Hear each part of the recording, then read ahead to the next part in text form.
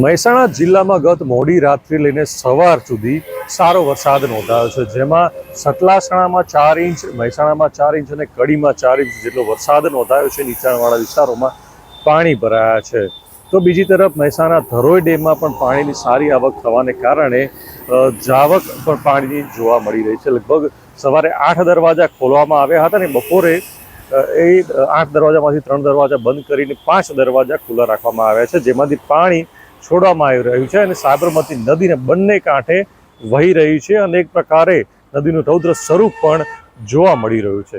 મહેસાણા જિલ્લામાં સાર્વત્રિક વરસાદને કારણે થોડા દિવસના બફારા બાદ ઠંડકનો અનુભવ લોકો કરી રહ્યા છે। ખાસ કરીને કડીમાં નીચાણવાળા વિસ્તારોમાં પાણી ભરાયેલા જોવા મળી રહ્યા છે। બહુચરાજીમાં ખેતરોમાં પાણી ફરી વળ્યા હતા અને મહેસાણાના વિસનગર અને ઊંઝા વિસ્તારમાં પણ નીચાણવાળા વિસ્તારોમાં પાણી ભરાયેલા જોવા મળ્યા હતા।